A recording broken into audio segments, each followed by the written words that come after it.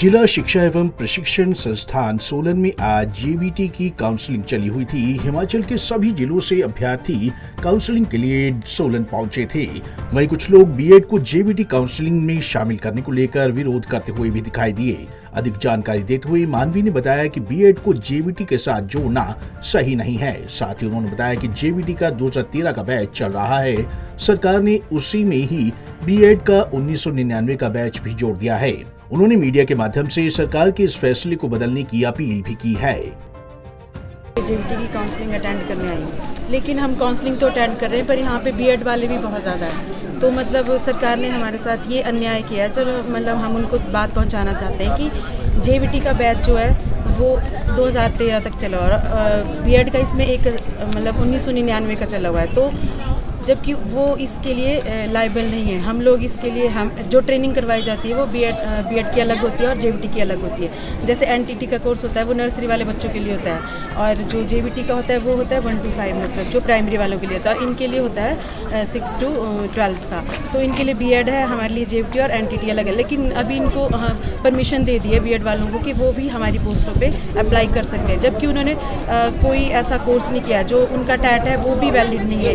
किस बेस पे वैलिड नहीं? क्योंकि उन्होंने की, जैसे मान लो उन्होंने 2005 में बीएड की है ना, उसके बाद उन्होंने 2005 के बाद उन्होंने कोई ब्रिज कोर्स कर लिया जो कि सरकार ने कोई वो निकाली थी नोटिफिकेशन, उसके हिसाब से इन्होंने ब्रिज कोर्स करवाया 6 महीने का।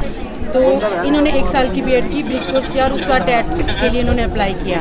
तो वो किया उन्होंने 2019 में। तो बीएड इनकी जैसे 2005 में, तो अब ये हम जैसे 2013 का बैच है तो इनका बैच 2005 का ही हमारे साथ कम्पीट कर रहे हैं मतलब। तो ये हमारा जो बैच है वो नंबर हमारा जैसे ये तो अभी तक 1999 के भी बेरोजगार हैं, तो हम 2013 के, तो इस हिसाब से तो हमारा आएगा ही नहीं, पूरी उम्र नहीं आएगा अगर इनको इंक्लूड करते तो ये हमारे साथ बहुत बड़ा अन्याय है। तो उस ब्रिज कोर्स के हिसाब से बोल रहे हैं 6 महीने का ब्रिज कोर्स कि हमने टैट कर लिया है। तो जो टैट की वैलिडिटी टैट की जो क्राइटेरिया होता है उसमें ऐसा होता है कि 2 मंथ का elementary diploma in elementary education होना चाहिए।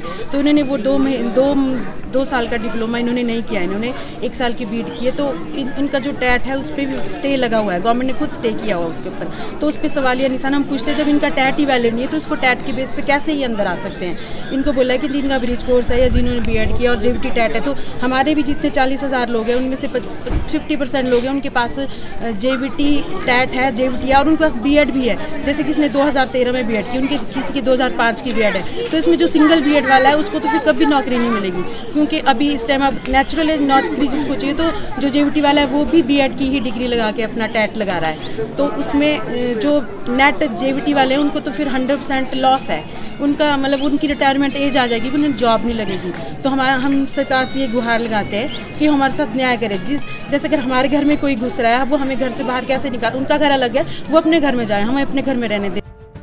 आपको बता दें कि जिला शिक्षा एवं प्रशिक्षण संस्थान सोलन में आज जेबीटी की काउंसलिंग चली हुई थी।